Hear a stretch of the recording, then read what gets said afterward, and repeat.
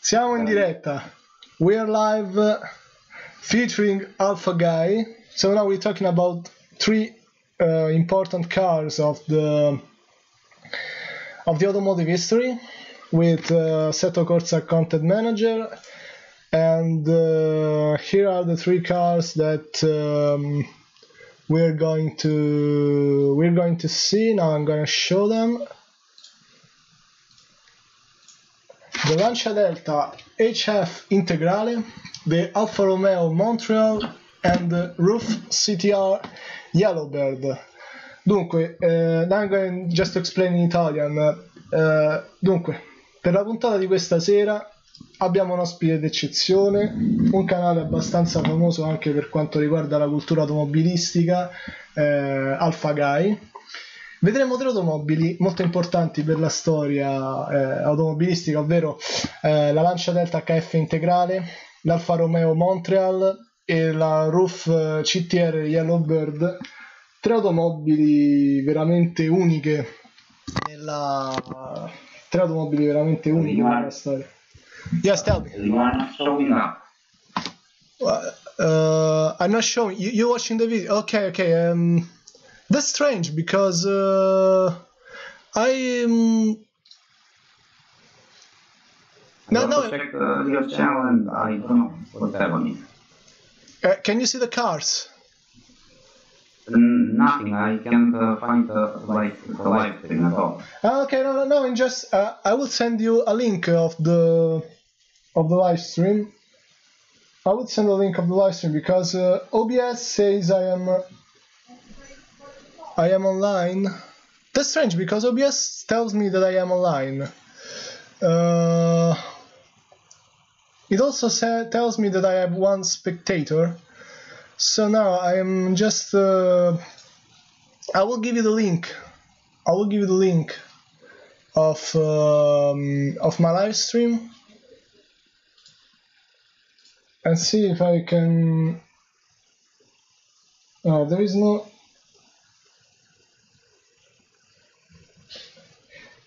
I understood why. The problem is that it's privacy settings. I put it on private, unfortunately. Now I'm going to put it on public. Now what is the privacy setting? Okay, now it's in public. Now it's in public, and now it should be seen from the people. It should be seen. So now let's see if now it can be seen from the people, because now it's public. Yes, I'm sorry, but it was the. Now it's okay. Okay, now it's online. Now it's online, and so we were talking about these three cars. We have a guest, Alfa Guy, in this live stream. I thank Alfa Guy for being here, and so why don't you begin and tell us something about I don't know, pick your car, because you're more prepared than me, you know much more things than me. What is the first car you want to discuss and talk about? I'm going to show it, also show the details, the interior, because with this tool I can do pretty much anything. Also show the interior, the details of the interior, and everything. So just start from the first car you want to show. I don't know all other dream cars, so. Well, you're Alfa Guy, so let's begin from the Montreal. I guess so. Well, I just can't describe how much I love it. The Montreal, you mean, or me? All the three cars? All of them. Yes. Montreal is just Alpha are special in general, but in Montreal is just impossible to describe. It's a special level for Alpha standards. Yeah. Yes, So let's talk about the Montreal design-wise. First of all, design-wise, I think we can all agree that it's a beautiful car and timeless design.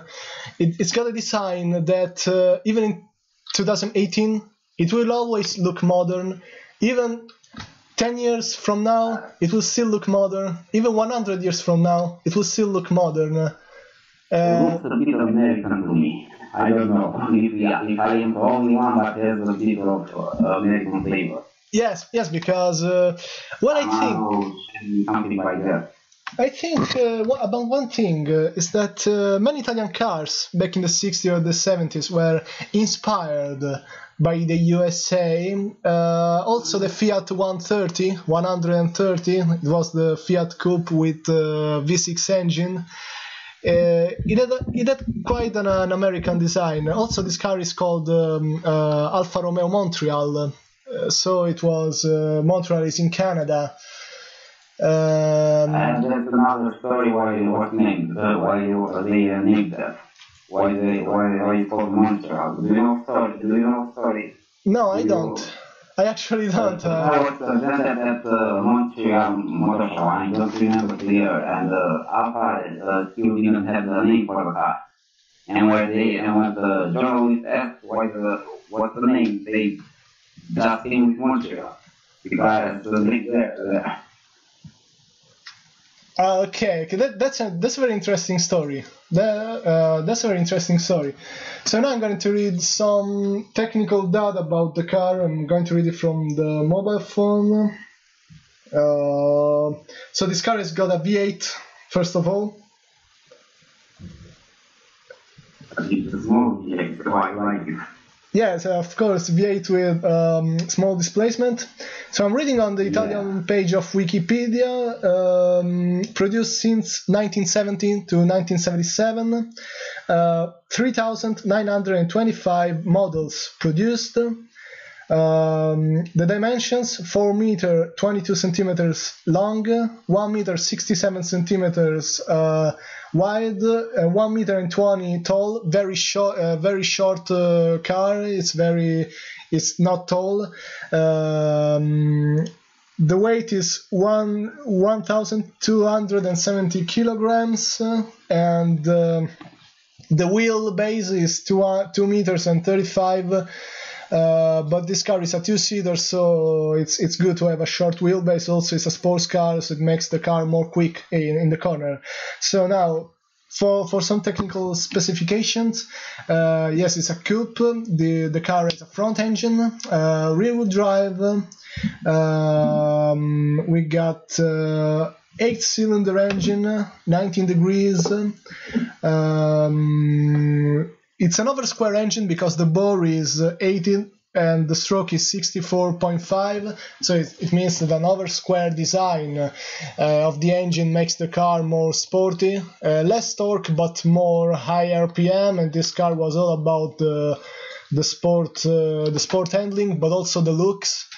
And so we got a mechanical injection. And the engine is 230 horsepower with about 248 newton meters of torque. We got 5-speed transmission with reverse gear. So we got a monocoque body. And the front suspensions were independent, and we got also a lot of advanced technology for a car presented in the 70s, because the front brakes were disc, and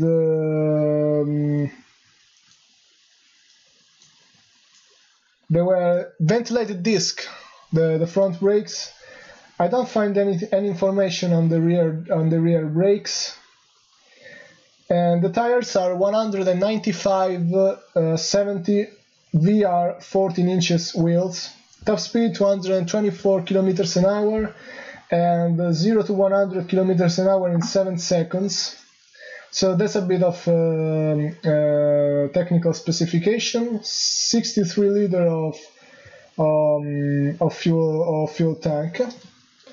So let me see. Okay, the designer of this car was Marcello Gandini for the Bertone studio, as we can see here. And Marcello Gandini is another important figure, another important designer in the car industry, because he designed one of your favorite cars of all time, the Cizeta V16T. You can see a bit of Miura on Montreal, especially the deep dealer. It looks a lot like the Miura. That's right. There's a lot of Miura design inside of this car, and also this car is also, in my opinion, inspired by the Alfa Romeo 33 Stradale, Stradale from the 60s, because it keeps the same. It kind of keeps the same aerodynamic, but in a modern way. So now let's see the interior of this car, and the first thing that comes to mind when watching the interiors of this car is the interiors are elegant. There is the typical Alfa Romeo dashboard with wooden steering wheel and the two big instrument clusters with indicators. And you know what I understood about a sports car is when the indicators are well clear and well visible, so you can see acqua, olio, luci, fari, freno, alimentazione. You can see all the aqua, water, olio, oil, the temperature. No, you can see it very well, and you can actually when it's all clear, it means that it's a car designed for the sports, and the performance. Because every sports car that I've noticed has got the gauges that are very visible, especially in the 70s, in the 80s, in the 90s. It's a very common feature about these cars. So we got all these buttons, and we got inside of this car. So this car feels very good while driving, because it's very elegant. It was a grand tour in the end of the day. It was meant to be like a high performance car, you know. Yeah, that's right. A car that you take on Sunday on the Riviera and enjoy your life. That's right. This car was meant to be. This car was meant to be a grand tourer, and let me see if I can see some more information about this car. Okay, I can. If there is some information about the price, if I can always find it, but I'm not. Yes, I think that I can find the price of this car, because I got some of the Quattro Ruote magazines that I bought this year, this summer. So now I'm going to see if I can find. See, I got this. So I got this old magazine that I am watching right now. It's the Quattro Ruote from September 1973. So the Alfa Romeo Montreal was produced in 1973. So now I'm going to see the price of this car in the Quattro Ruote price list. I am browsing. You have it on the English version of the Wikipedia is there. But he's on pound, not lira. But it's on? I didn't understand. He's on the British pound. Ah, okay, in British pound. No, I got it here in lire, because I got a very old Italian magazine right now in my hands. Yes, I bought some of them because I couldn't without them. So the Montreal was in 1973 6 million lire. about almost 7 million lire. In 1973, 7 million lire was a lot. Now let's see the prices of the Ferrari. The Ferrari 365 GTC was 13 million lire. So this car was the half of a Ferrari, but in comparison, the Fiat 500, the most popular car in Italy back in the 70s, or the Fiat 126, they weren't even 1 million lire. They were about 700,000 or 800,000 lire. This car costed about 6 times much more than a Fiat 500 or a Fiat 126. So it means that was actually a luxury. Like comparing the 4C today with the Fiat Panda, for example, or the Tipo, something like that. That's right. That's the same. And the AC and the 4C is like not like the Alfa Guy, so less than the, but let's say half. Yeah. And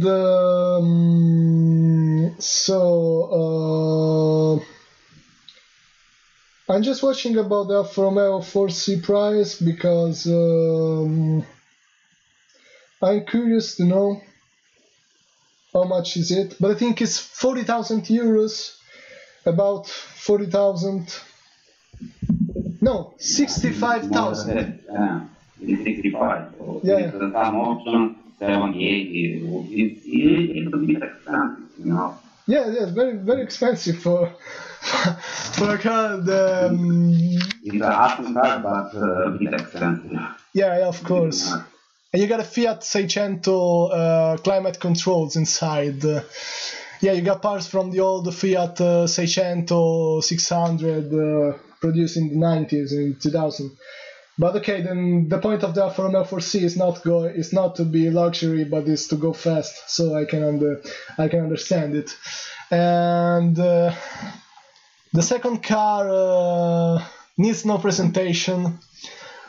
Won 11 rally championship. I mean the manufacturer. It has been brought back to life by Amos Automobili because they did a futurista version of it. And which is two-door. Yes, which is two-door. But for the kind of money that they are asking, I don't know, I better go with the original one, especially with the Martini 6. Yeah, yes, of course. But I've heard that they have been all sold. Every model has been sold out. But anyway, yeah, but only 7 they were going to build, if I'm not wrong. Yes, it was. Like that, so. It is a very limited production of it. Anyway, now you can sell 6 cars with no problem, no matter what. Yeah, that's right. But it's interesting idea.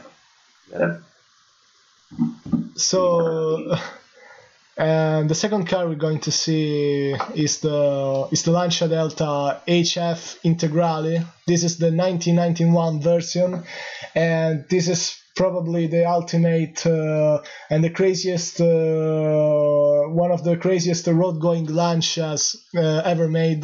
This car was the A45 of its time. Now we got the Audi RS3, the A45. Back in the day, this was the ultimate hot hatchback. It was the only car that was an hatchback, 5 doors, and it had this impressive performance. Still, by today's standards, it's I'm not reading anything because I know this car by heart. I actually studied it. I know this car quite well. Everything in this car is amazing. 3 differentials. This championship is enough to say about this car, so. Yes, of course. All the and by saying that 6 consecutive championship is enough. You don't need to say more. 6 rally consecutive championship. Tommi Mäkinen has made his debut on a Lancia Delta in I think 1986. yes, Tommy Mäkinen, the first car that he drove was the Lancia Delta in the World Rally Series. And so we got 2-liter Lampredi engine with turbocharged and 16 valves. If I am not wrong, this car had 16 valves. And this final version had 210 horsepower, I believe, 220 horsepower. 0 to 100 in less than 6 seconds, 5.9 seconds. And it's still impressive by today's standards also.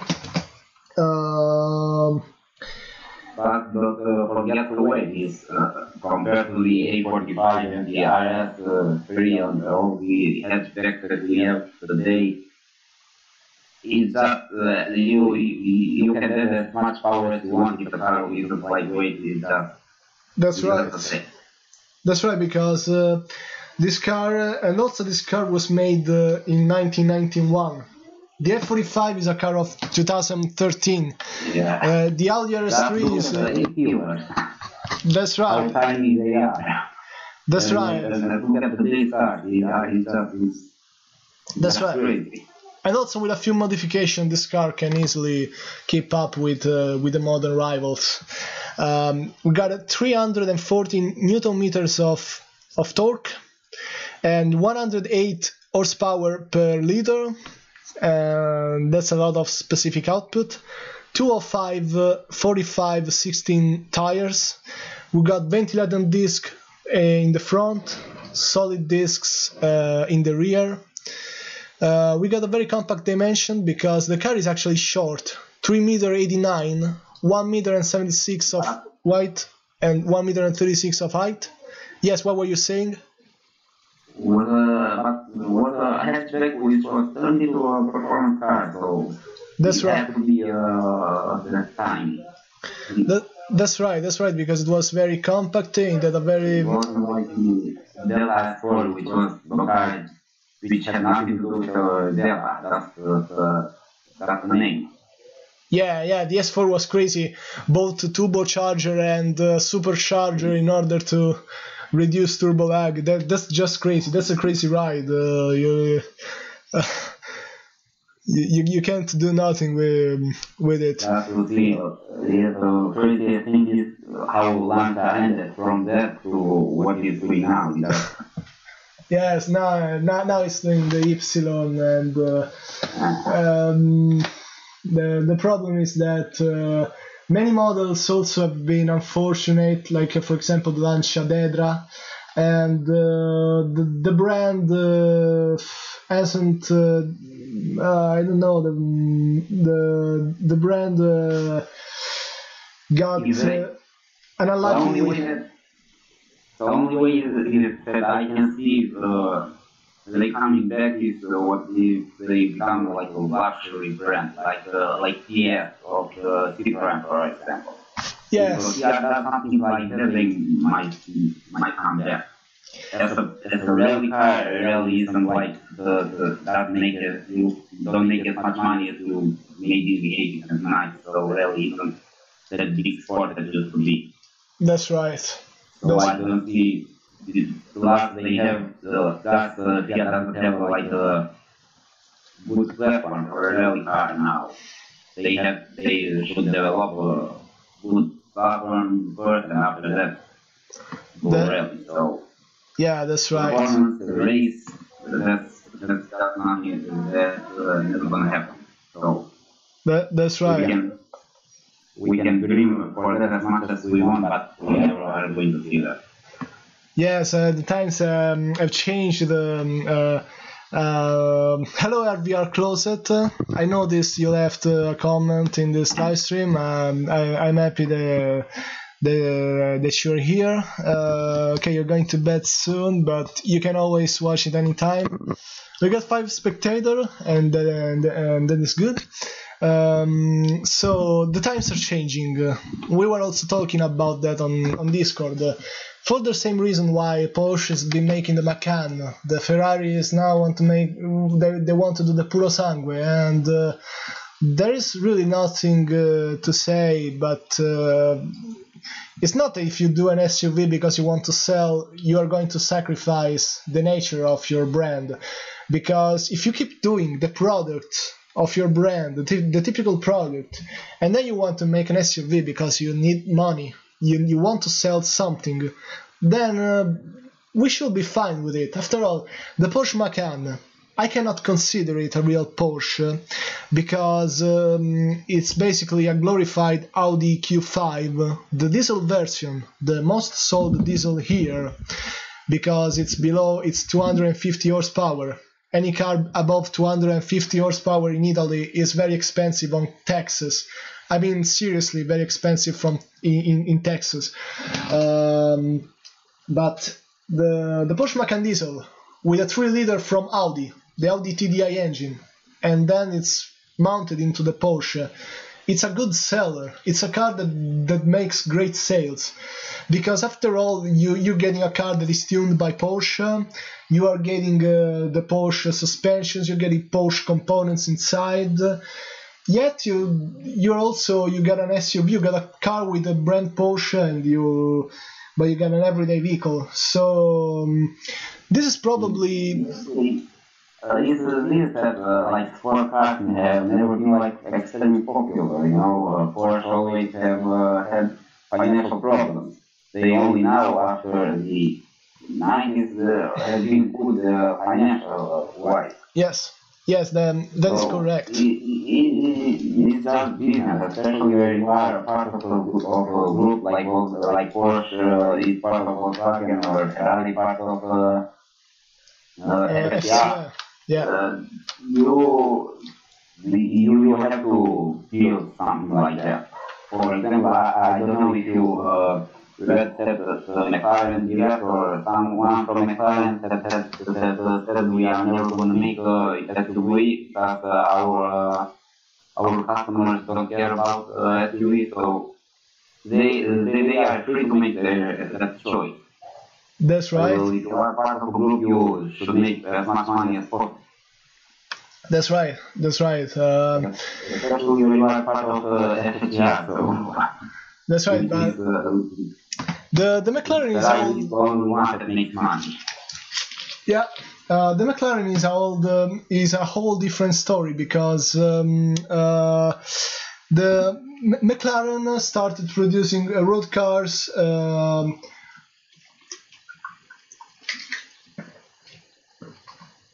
I was drinking some water.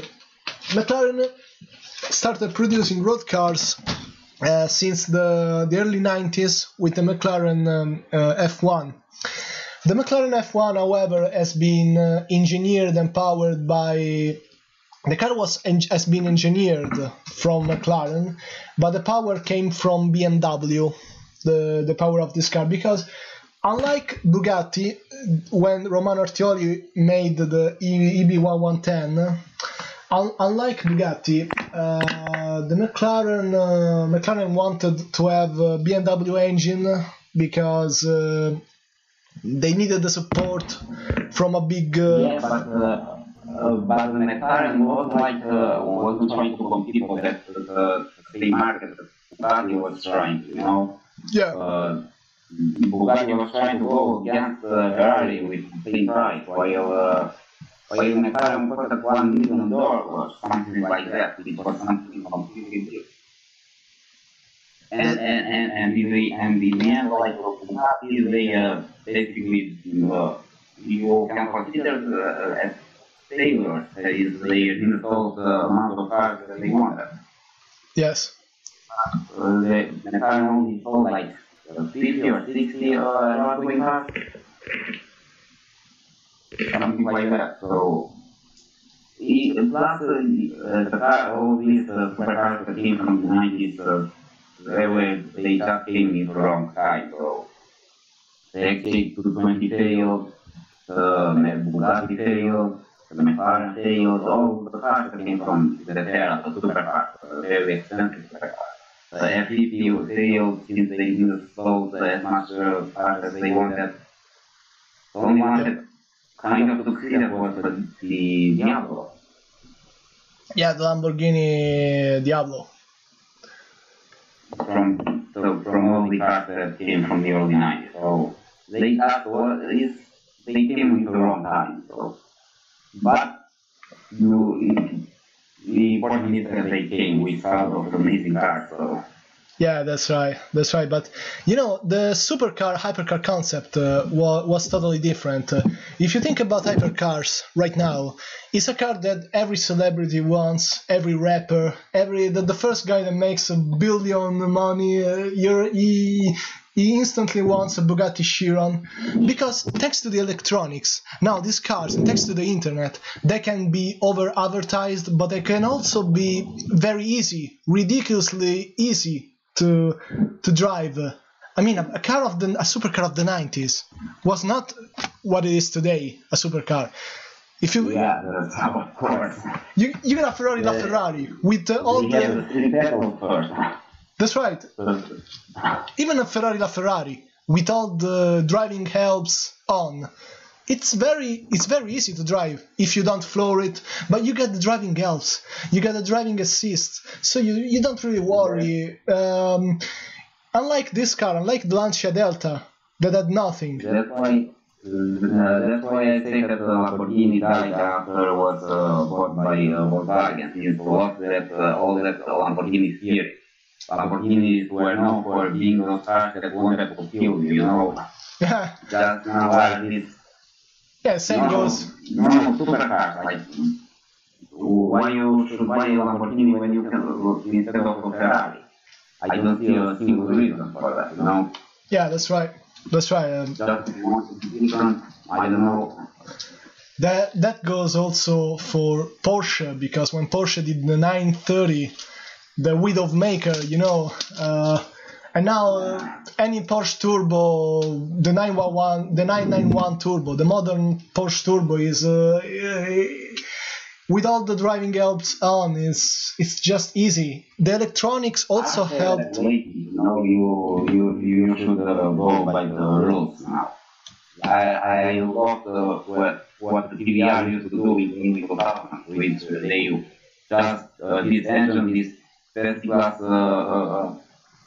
plastic body and go on, you know. Yes. No, I accept nothing, just all cool.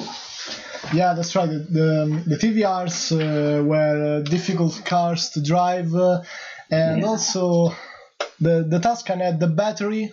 The TVR Tuscan had the battery that was located right here. I'm going to show you.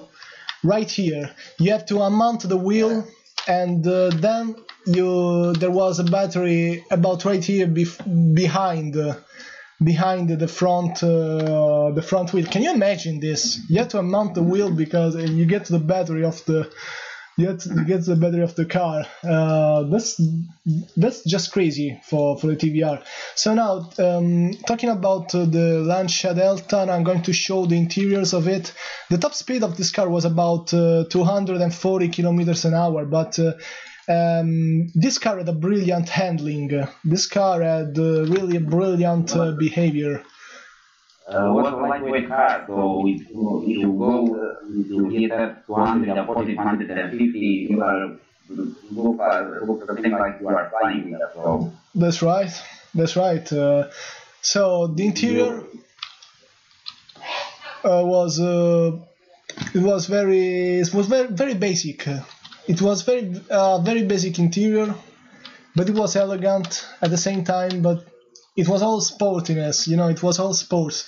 You can see all these yellow indicators. Yes, the yellow.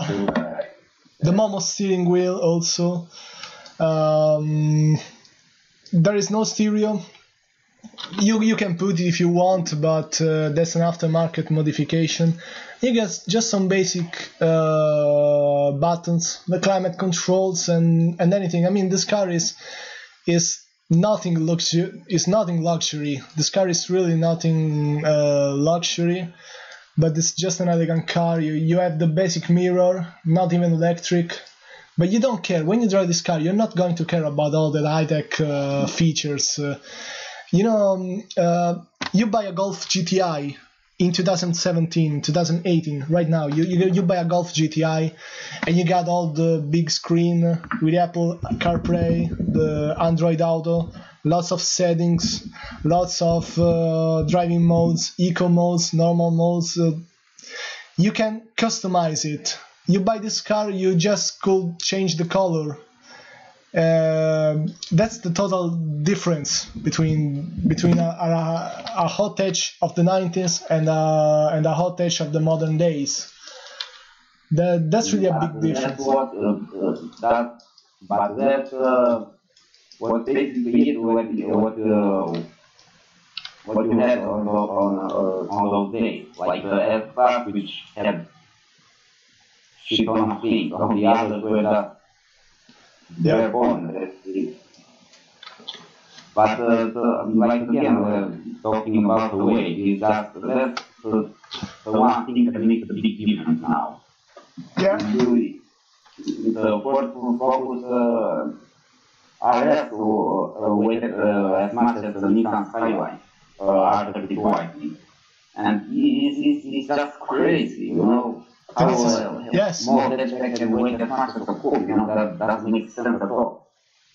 Yeah, that's right. I mean, the Nissan Skyline is a very heavy car, the Skyline.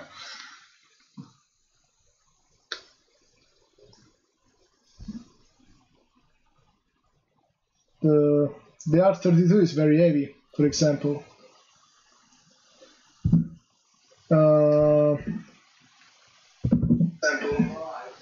So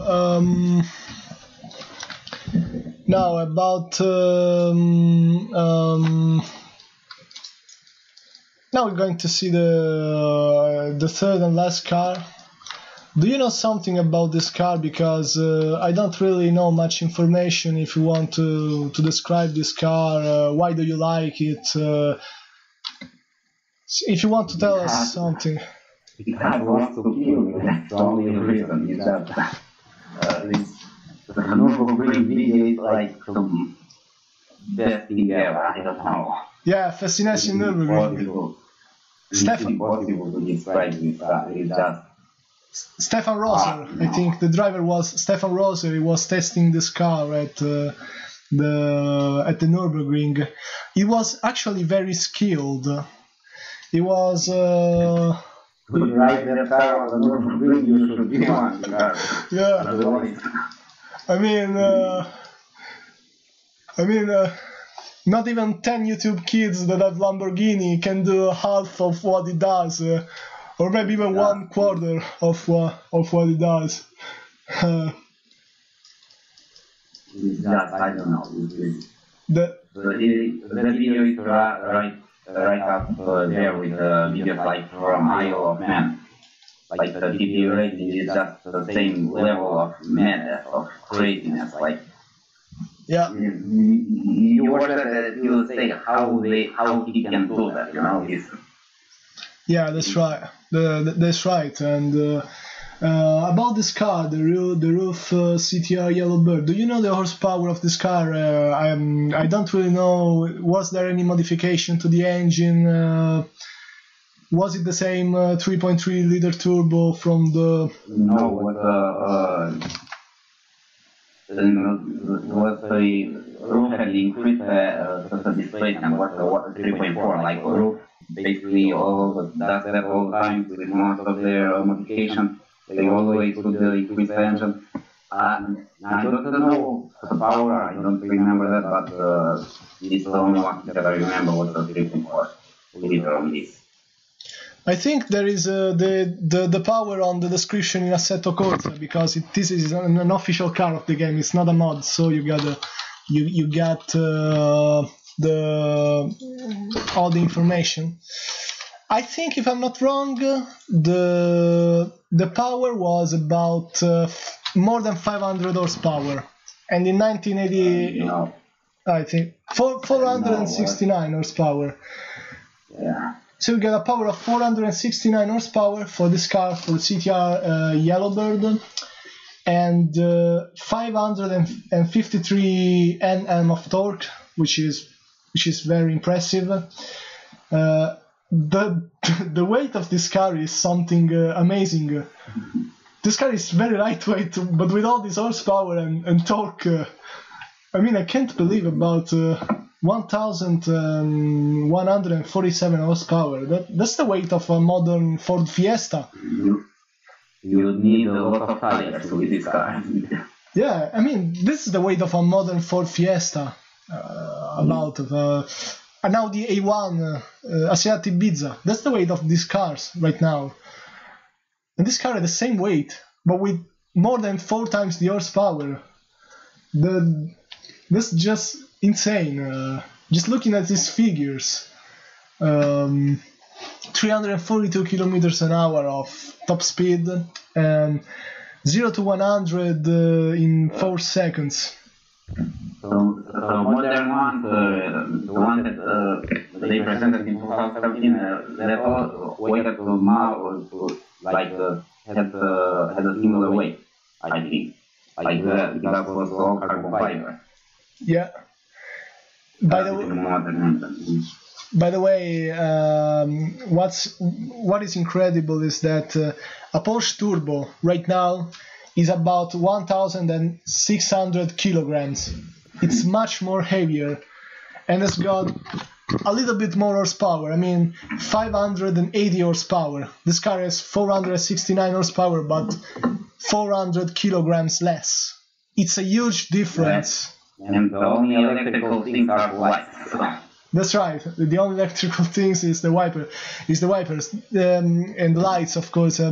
So the electronic actually helped a lot selling these cars, because these cars can be driven even by those who are not car guys and just buy these cars for showing off. So I mean, seriously, these cars were known to be scary. So that's why. Those are just unique, you know. Yeah. Like AMG, for example, would make a slow car go faster, would make a fast car go even faster. You know, it's just. Yeah, that is. The only roof that I think that was prettier than this was this that they used for a test. It's called the roof NATO, and that's the only one. Yeah, I've heard of that. I've heard of the roof NATO. It was military grade. But it was just experimental vehicle that they tested all the technology there. Yeah. And now let's look at some changes in the interior. So I think the seats were changed because these seats don't look stock. It doesn't have anything, probably not much. Yes. And I love the gear shifter that looks so awesome. Yeah. Those old school ones, like full speed. Yeah, that's right. And what I like about this program is that this is a mod for Assetto Corsa. The content manager is a better launcher. Is that you can compare many cars and you can see them in details. That is something really cool. You can actually do all this comparison and you can actually observe a model. This is you understand many more details of the vehicles by this program, because also in video games you don't see the details of the car. For example, Forza Motorsport, you never see the interiors very well, even in the showroom mode of the modern games. But with this program you can see really any particular. You can see really anything. You can see also the recurrencies with the 4 points seat belts. This is basically a racing seat in a production car, in a stock car.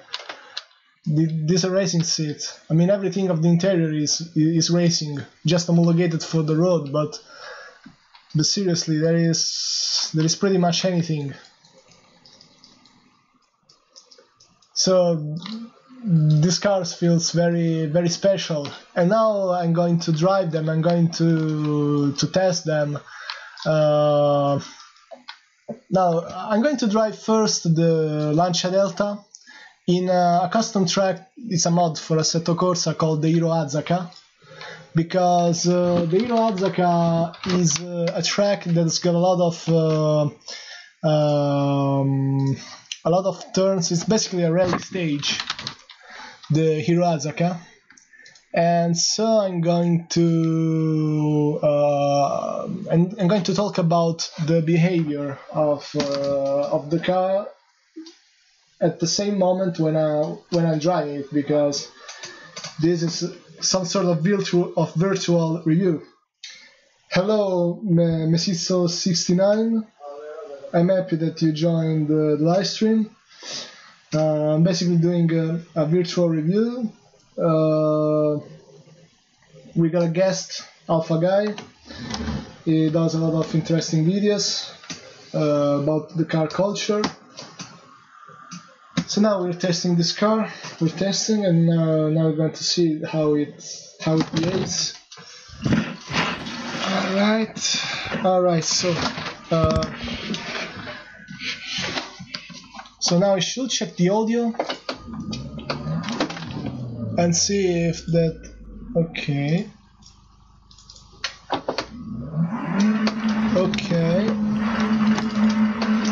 So now the audio is low. Can you still hear my voice even if the car is running? Can you hear my voice? Because I don't know about the. Yeah. Okay. Okay, very good. Okay, isn't strong. It's good because my voice must be heard first. So now we're going to do this Japanese stage with a lot of handbrake turns and all this. I'm just going to set the seat. Okay, so now save.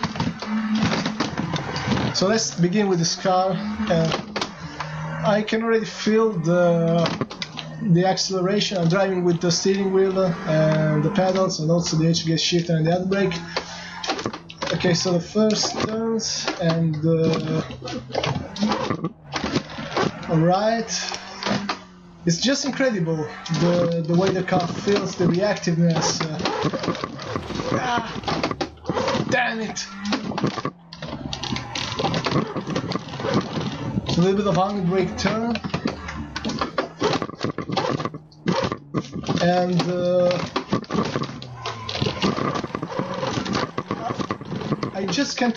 I cannot describe how this car feels while driving. I have this.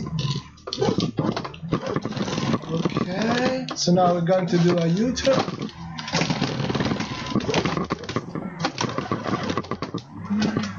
Okay, back on the track. I'm not playing in Assetto Corsa for a long time, so my driving skills are not that great. I'm incapable myself. So. Okay. I have years without. I will play time to time in Euro Truck. That's all. Yeah. Euro Truck is another great game.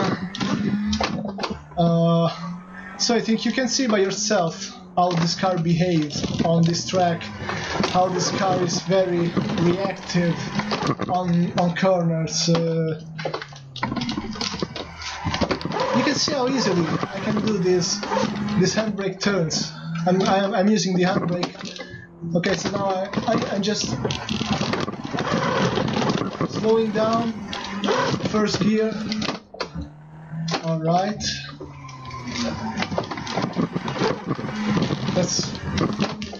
It's just incredible. I cannot describe. I can always feel the traction in this car. I can always feel when I'm actually going. I feel that the car is never going to lose control. But it's a four-wheel drive system that is very different from the Skyline, because the Skyline is four-wheel drive, but it is a rear-wheel drive that it acts like a four-wheel drive. This car is probably the perfect four-wheel drive because you don't feel anything. You don't feel. Yeah, what or rarely yeah. The GTR needs that kind of system, while it needs to also use all kinds Yeah. in the end, he also decided why he managed to win more championships of that of real practice. That's right. And this car also has got a much more compact wheelbase. It's much more shorter than the Skyline, so it is a shorter body. It's a shorter platform, you know.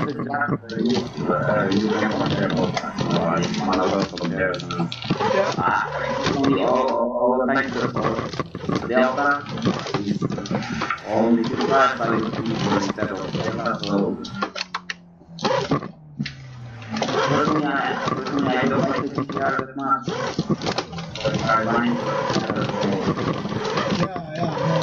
I'm talking about the Skyline GTR, I'm not talking about the modern GTR.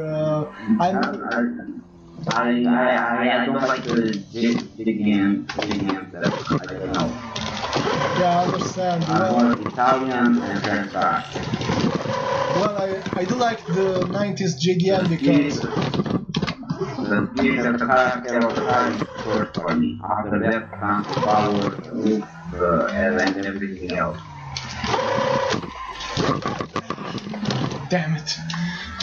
Yes, I mean, I like the 90s JDM because the 90s JDM are the cars that got me into the car industry. I think I started to become a car guy in 1996, when I was 2 years old. I've always been a car guy. I believe when I was 3 I started to become a car guy. So that's basically the story of my life. I think that part of you, I lost connection. What you were saying? Now that the 90s GDM cars are the cars that actually got me into the car industry, into the car passion. So I started to become a car guy, I think, when I was 3 years old. I started liking cars from Michael Schumacher. Michael Schumacher and do you know Chipus? What? I personally got into the car world from Formula 1, Michael Schumacher. Yeah. And you know, have you ever heard about it? About what? Sorry, I'm not hearing you now. I'm going. About the Chipus. Chipus. He has this TV show overhauling, kind of like Be My Ride, but much better than just putting shit on your car. So. No, I never heard about that. He was, I like him because he would draw cars in his show. He would take cars and modify them, and he would draw cars, and I love it. Oh, okay. That's when I used to those golden days of Ferrari, like Yeah, back in 2000. So I didn't have that JDM. Yeah, it was Fast and Furious, but I never was a big fan of the movie. Yeah, me too. I mean, I never really got into Fast and Furious. It's amazing, but let's see, all others not a big fan. Well, Tokyo Drift was also scripted by Keiichi Tsuchiya himself, the Drift King. He helped with the drift. Yeah, but the storyline was all about the car, so while the others are just about this crazy thing that did not happen. Movies that I like way more was the taxi movie, so... Yeah, I like the taxi movie. I like the taxi movie as well. Taxi is amazing. Yeah, that's crazy. Things will never happen, but it is fun. You have a lot of fun. You know what I like about taxi movies? That the chases, the car chases, the car scenes, they were all realistic. They were all they were not fake. They didn't feel like fake. You know. The Grand Prix have you seen the movie Grand Prix? No, I never heard about this movie, Grand Prix. It's about the F1, what the things happen in the cities, and it's about, for me, it's the most, the best car movie. Okay. And after that comes the Rush, so those two are. Yeah. Some people say more. I never like Romeo. I don't like Romeo's movie. I don't know, it's just a bit too boring for me. Alright. The story doesn't flow, and I just don't like that. Okay, so now I'm going to test the Alfa Romeo Montreal in the Vallelunga circuit, my local racetrack.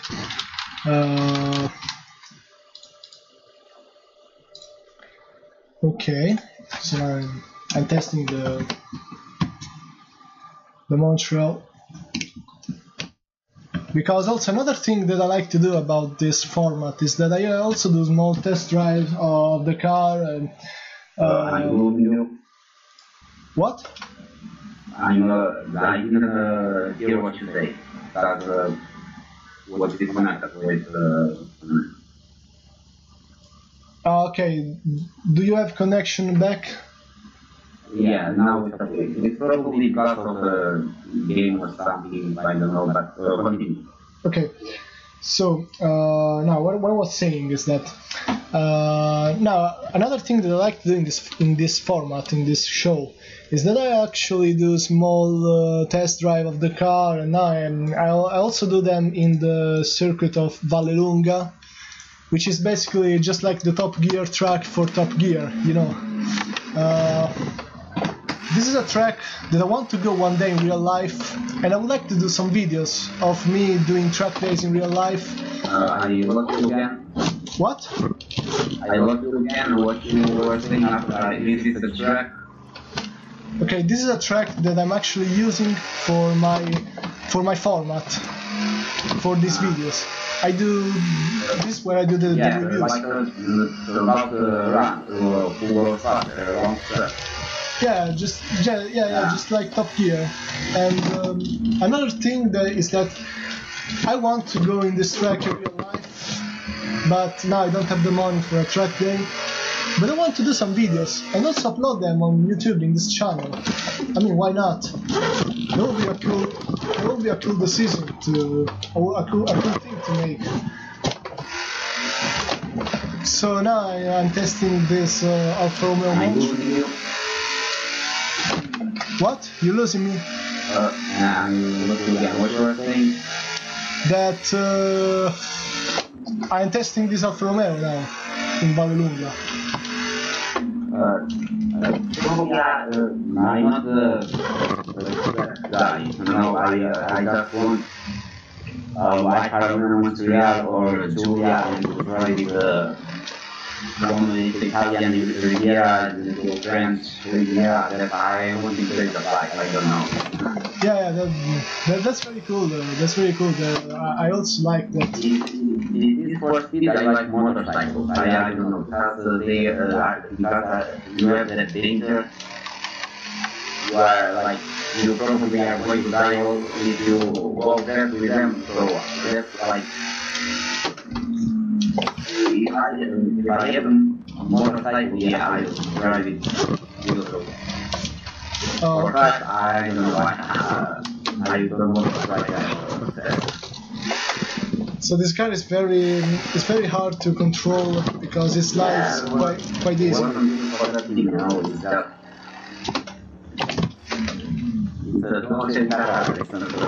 So I'm noticing that it is totally different compared to the Porsche, because I've tested the Porsche 911 GT3 in this game, the 996, And that car is simply amazing to drive. Yeah, but this one is. That's impossible to compare, you know. It's like Yeah, I know. T140 against, I don't know, Ferrari 488. Totally. One was built for another, one was built for another. So it's Totally different. It's like I'm more about the content cars and the Nintendo. I don't know. I like them more personally.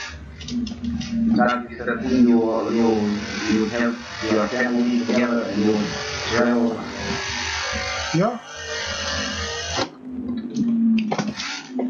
Well, I'm a fan of the sleeper car, so I like the sleeper's car. Okay, just lost. Yeah. Sleepers of course, but I'm talking like this. The layout. Most of the people go from the Nintendo that is called handling thing, but like I said, I'm not a sure guy, so Okay. the Grand Tour, the 250 GTO, those cars are like my favorite. With the mid-engine car, there is a problem actually. They do the snap oversteer. I don't know if you ever heard about the snap oversteer. No, I have never heard about it. I'm going to show you what is snap oversteer. Snap oversteer is this. When your car suddenly moves and shakes from one side to another because the engine is in the front. I was doing a simulation of snap oversteer. I don't know if you saw it. Perhaps you understood now what I mean with snap oversteer.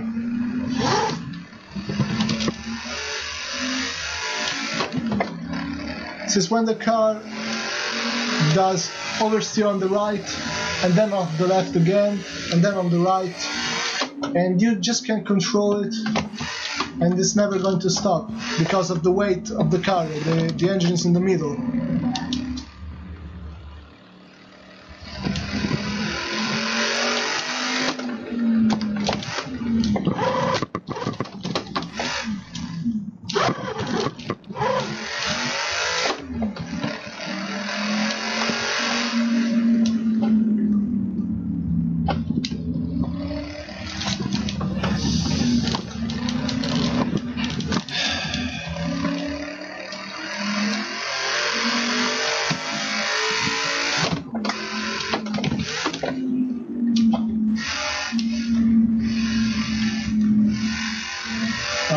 You're still there, Alfa Guy.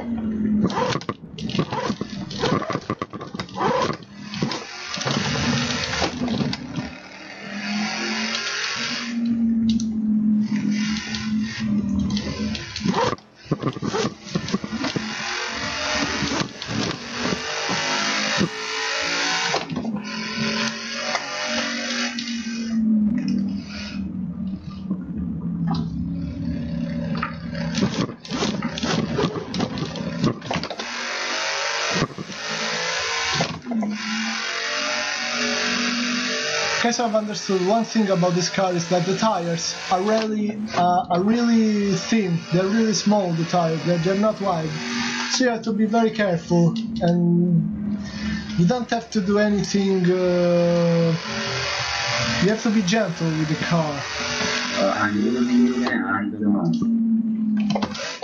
Okay, so now you're back. Yeah, that's I didn't hear what Okay, but, I'm going to repeat.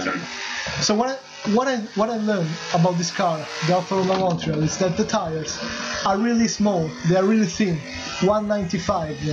They are really narrow. So you've got to be very careful when doing your things. You don't have to drive it like a maniac. For the best performance, you always have to be gentle, because otherwise the car is going to go sideways and it's going to lock, the steering is going to lock, and your car is going to go outside of the track, so you're going to lose control. So everything you do, make sure you do it slowly. Release the steering wheel as soon as you can to prevent the car blocking and doing the counter steer. So right now, it's not a car that you drive with impulse. You don't have to be aggressive. If you're aggressive with this car, you're not going to do anything. If you're aggressive. So right now, you see, I was doing a lot of counter steer. You can hear the movements of my hands with the steering wheel. Again and again.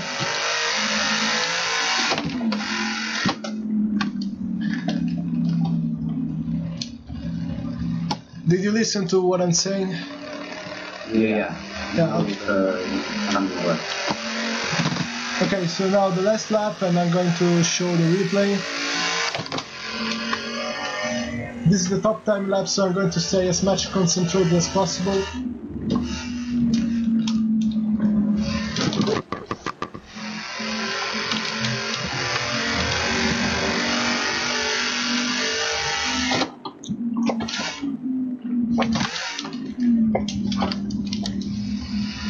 Also, when braking, make sure your car is going straight, otherwise you're going to have problems with the weight transfer of the car.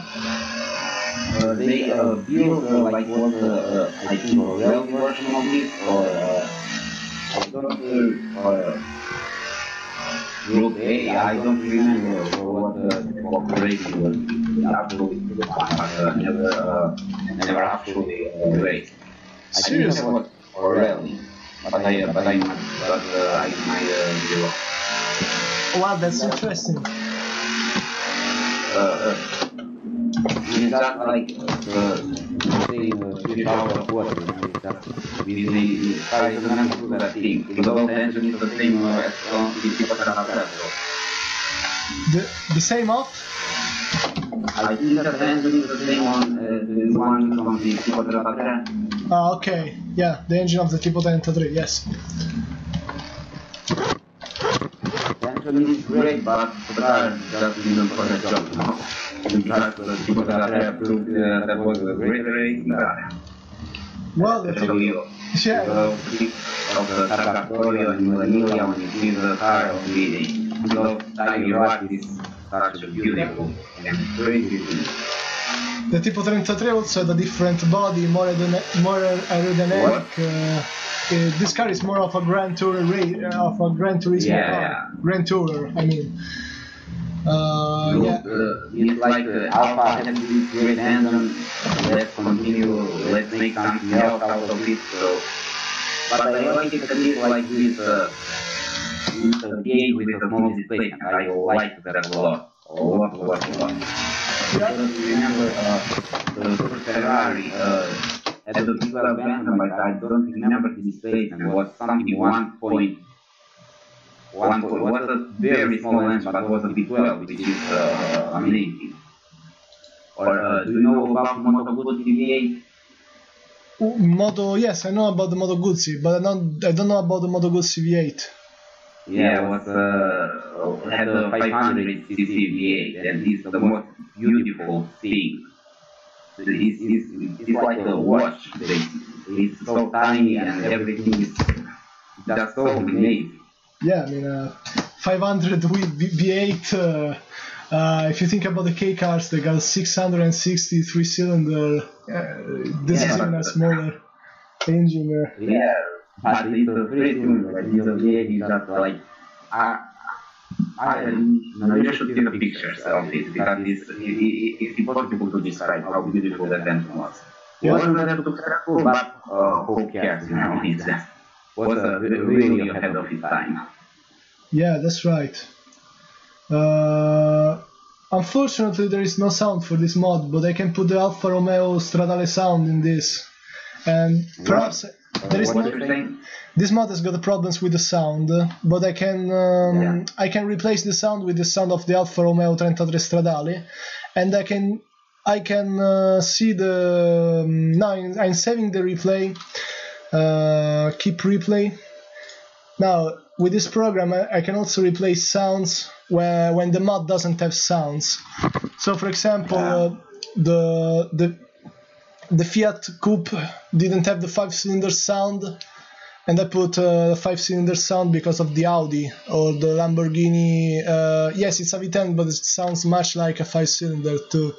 So now opening custom. No, I did the. So open in content tab. Now I'm just fixing this. Replace sound and 33 Stradale. So yeah, I got a.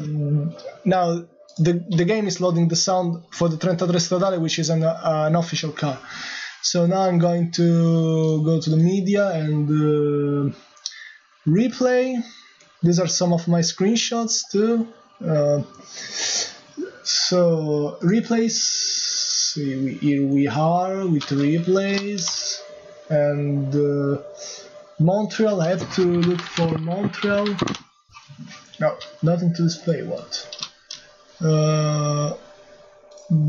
Drive.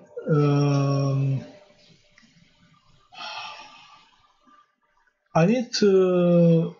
Okay, so here's the.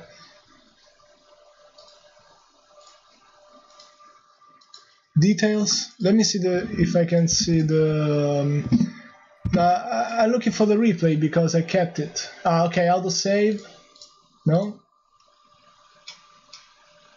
Alfa Romeo. So yes, here's the replay.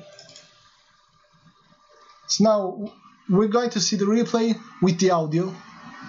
And it's a problem of some mods in Assetto Corsa.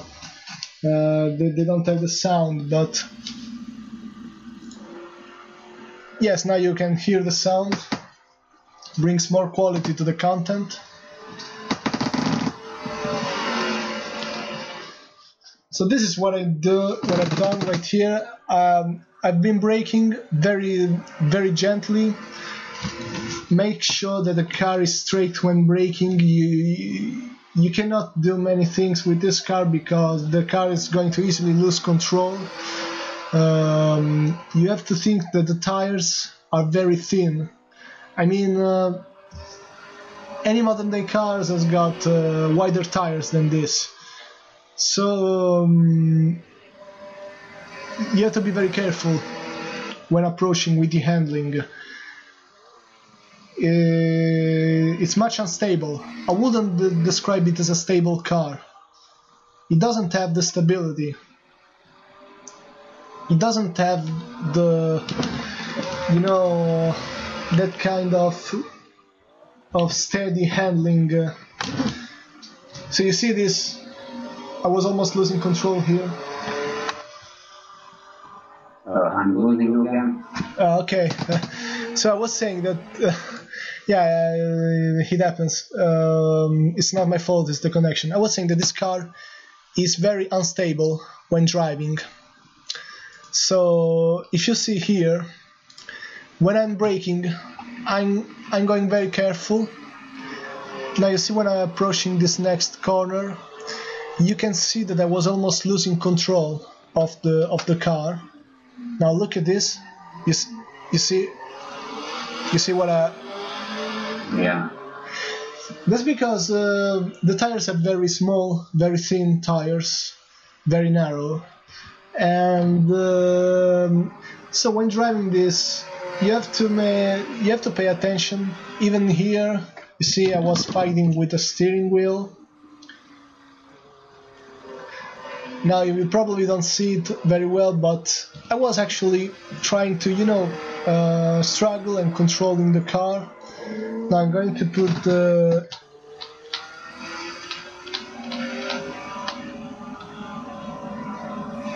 okay, so now from this view you can understand the movements that I was doing with the steering wheel.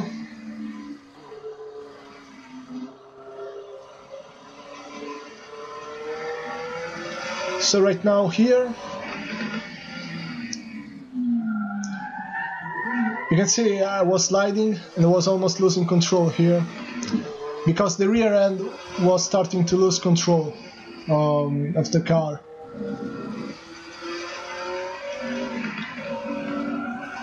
And even here, some counter steering, and also look at the wheels. The wheels were going to the other part of they were losing control. Alfa Guy, you're still there? Or you lost? Okay. Now we're going to try the last car, now we're going to try this. Now we're going to have fun with this car. I mean, if the Montreal was difficult to drive, I don't know about this one. I don't know about this one, so let's just do it. Let's just do it.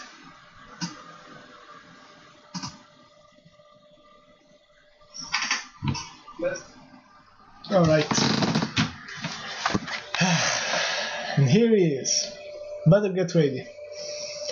The long gearbox. The gearbox is very long. I don't know. I don't know what's going to happen from this one. I seriously don't know what's going to happen. I better feel comfortable with the racing seat.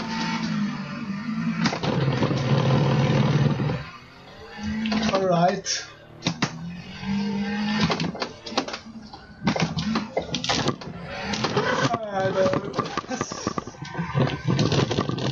You saw that? You saw what happened? No, because I left for me. So. Okay. Well, now I'm going to show you what happened. This is what happened with the car. The snap oversteer. Now you're going to see what is the snap oversteer.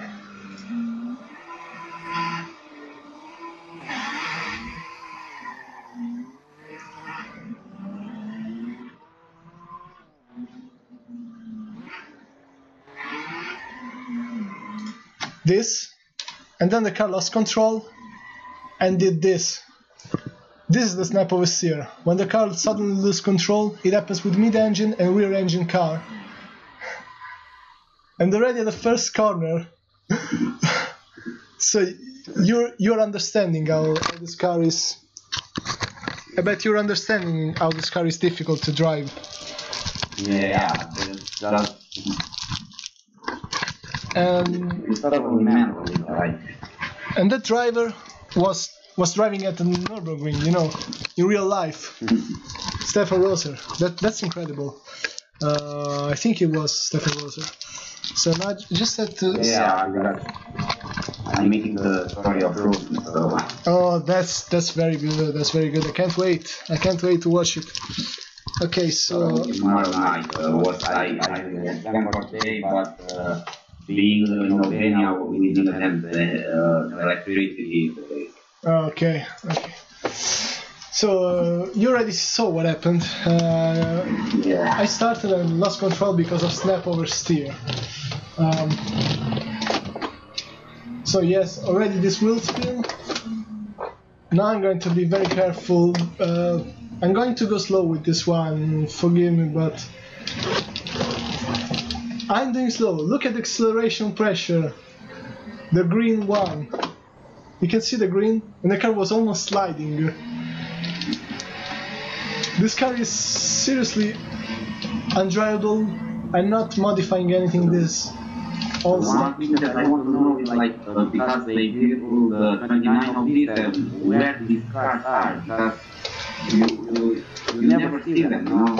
I just look up somewhere. This the same thing with the tipo interessante, which they never pop up for sale.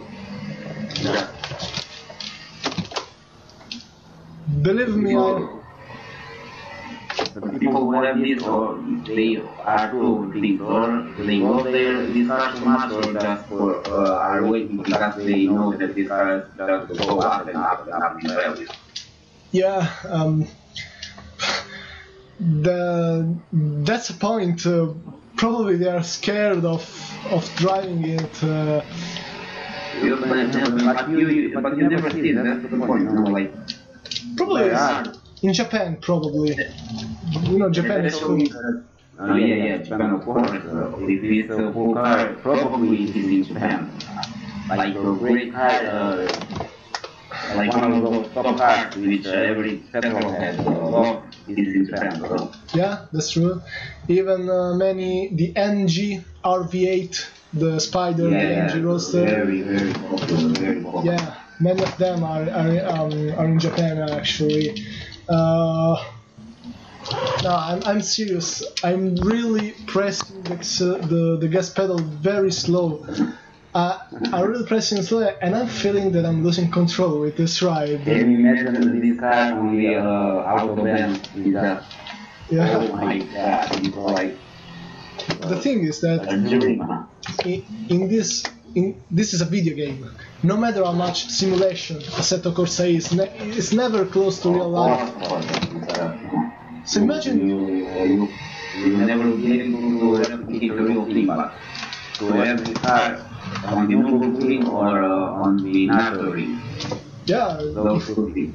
Imagine driving this in real life. Yeah. Well, that's what I'm saying, you know. Because this car was pure for the auto man, like just go it out and see what kind of speed you'll be able to reach, you know. Yeah. I mean, now looking outside the acceleration, it accelerates from 120 to 200 kilometers per hour with nothing. I mean, we're already at 210. What the fastest car in the world is back in 1987. Yeah. Ruff did a race. It was this, a 959, 28 GTO, Testarossa, Yeah. It was the della Integrale, and what's that else? Yes. The microphone fell. AMD Hammer. Yeah. Basically, this was lineup. That was almost losing. 211 miles per hour. And believe me, I got after it came the quite big arrest, which was based on the 911, the 959. And the main thing is that the fourth car was not the RUF, of CTR, which came in 3 years ago. And still, the puntas, the Testarossa, the 28 GTO couldn't beat that guy.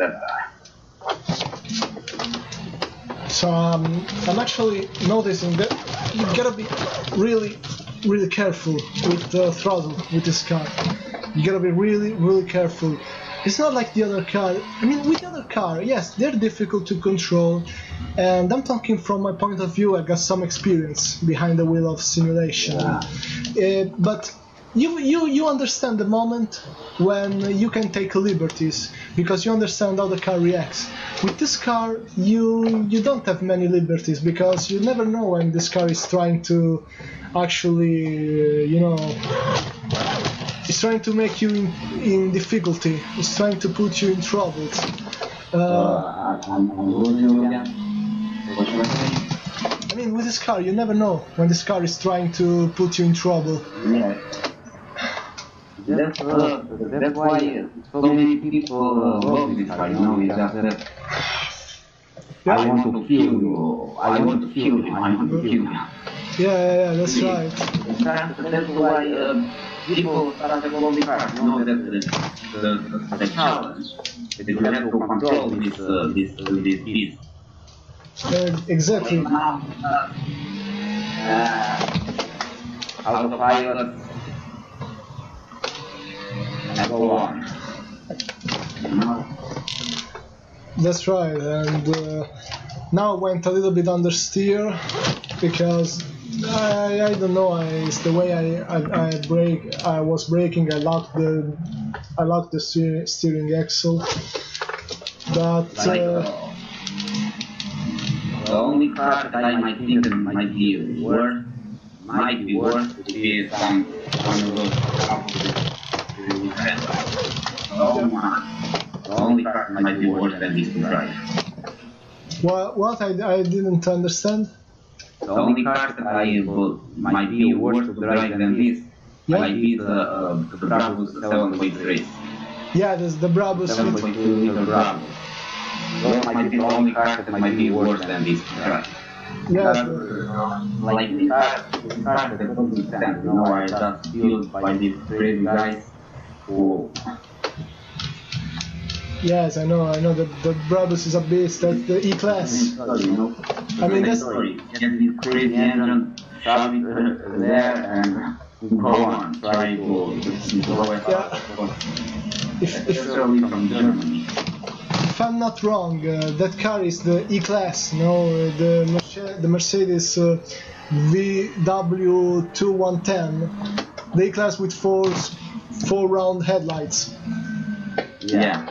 Yeah, that car makes the official AMG look like a slow car because I mean, 350 horsepower with over 500 of power. The most amazing thing is how they managed to put that engine on the 140, on the 124. How you can put that engine on the 124? You know, it's basically it's a very, very similar engine with the one that Pagani has. You know, it's just how you can do that thing. Yeah, that's right. The 140 and the 129 were crazy with that engine, let alone the E-Class. Yeah. One of my dream cars is that 124 wagon, the 7.3 liter. Yeah, that's cool. I like the 121 wagon myself.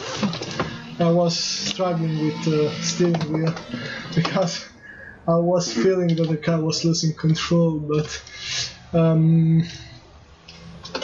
now this car is much more difficult to drive,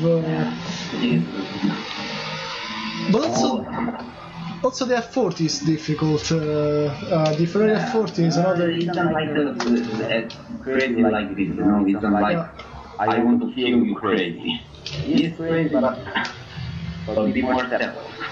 Yeah. Ferrari always have been like that, you know. Ferrari, always were known for that. While Porsche were this originally started were the cars that wanted to kill you because of all the weight that they had on the rear. Yeah, but still they did the Porsche 959, which was actually easier to drive than the Ferrari F40 with the assist on, with the driving assist and the driving help. It was the first modern supercar, you know. Yeah. Because compared to Ferraris were basically a cockpit, an engine and four wheels, that's all. Yeah, that's right. F40 was F40 in a nutshell.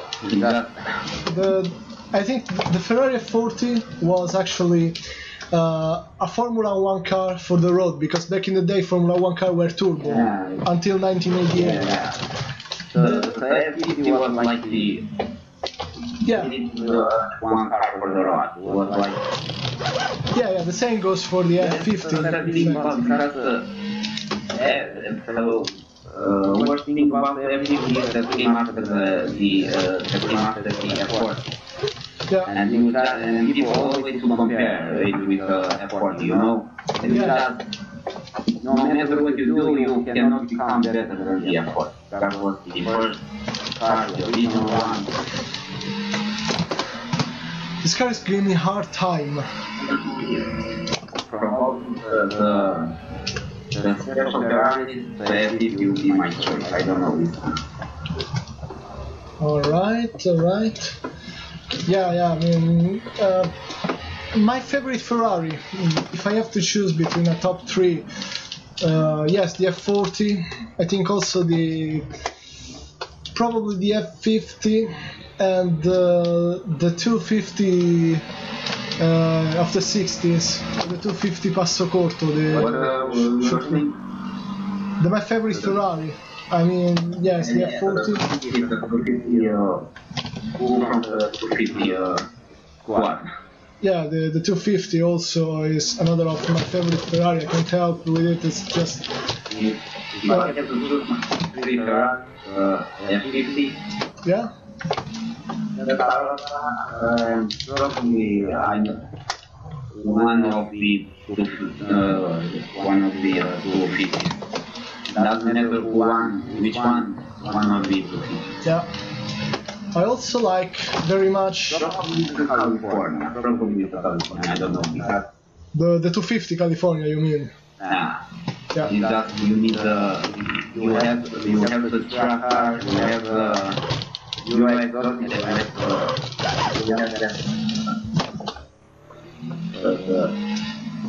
the bike, the gentleman car.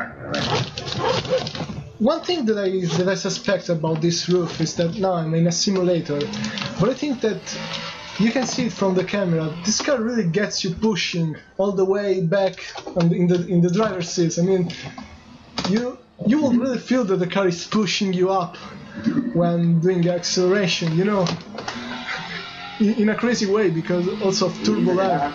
You know, you see that all those things that are coming in front of you and you go. Now this is like when you play with the control and you were 30. Yeah. Like it's going to do something, you know.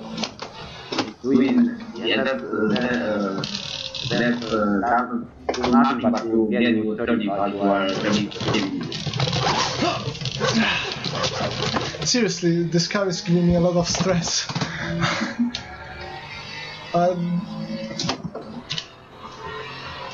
Every time I always think whether I'm going to stay inside the track or not. I don't know, I only have played like this kind of game, I only have played the Gran Turismo 4 and I'm trying to remember what car was there. It was the Skyline. Gran Turismo is the home of the Skylines. Or was it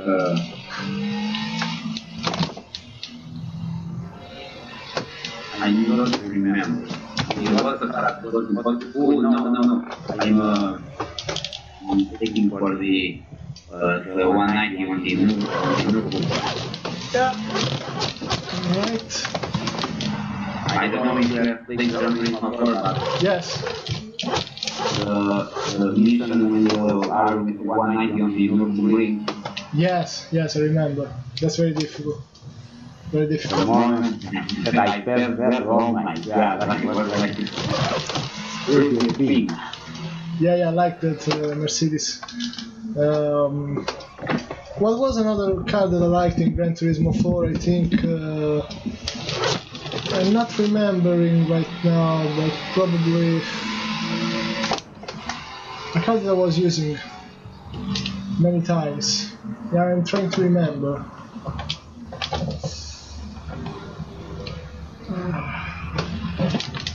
I don't know, but it was a race car actually. Probably the Calsonic Skyline, I think.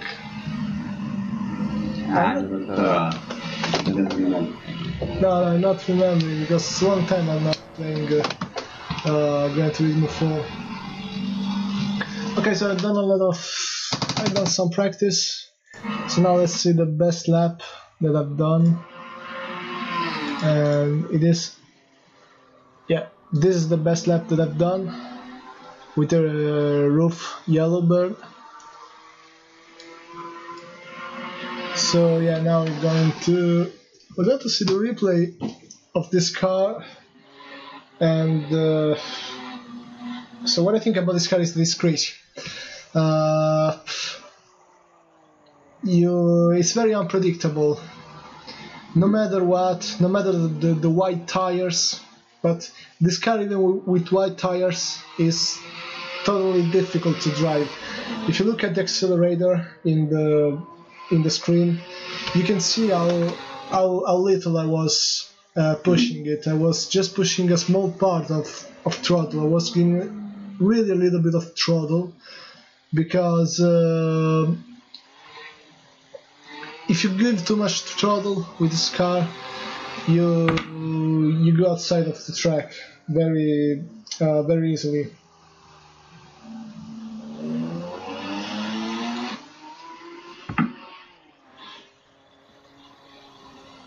So I think I can do a better time with this, but I'm too afraid.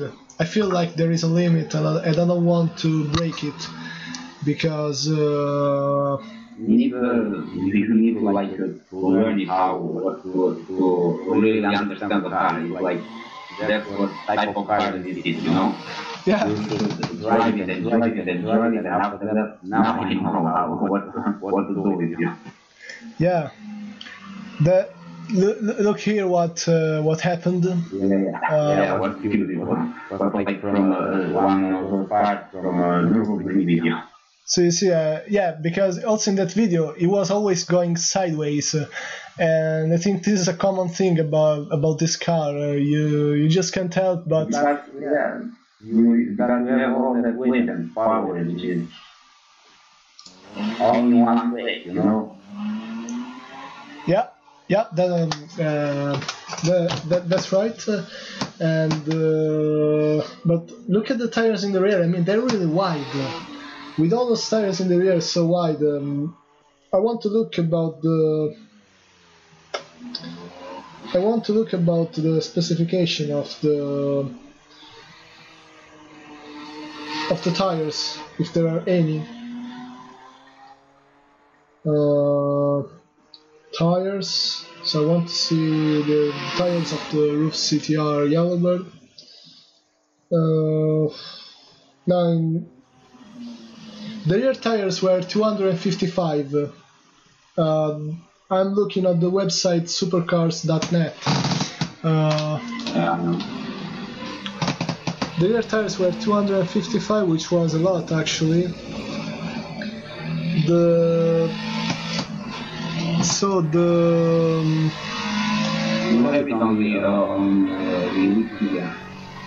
Yeah, and also the brake size was 330 30 millimeters. It was a lot actually. Ventilated disc on the fronts, ventilated disc on the back of the car too.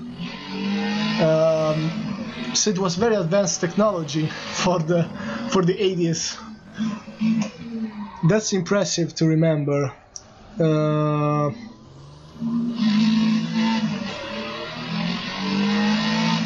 5-speed manual. I have to leave now.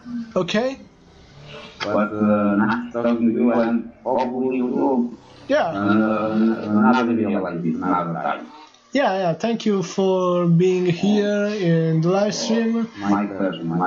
It's not. Yeah, I think I'm going to do some driving with the Lancia Delta. You can watch it afterwards. So now I'm going to interrupt the call on Discord. And okay, so Alfa Guy, thank you for your time. And next time, see you next time. Bye. Okay, bye.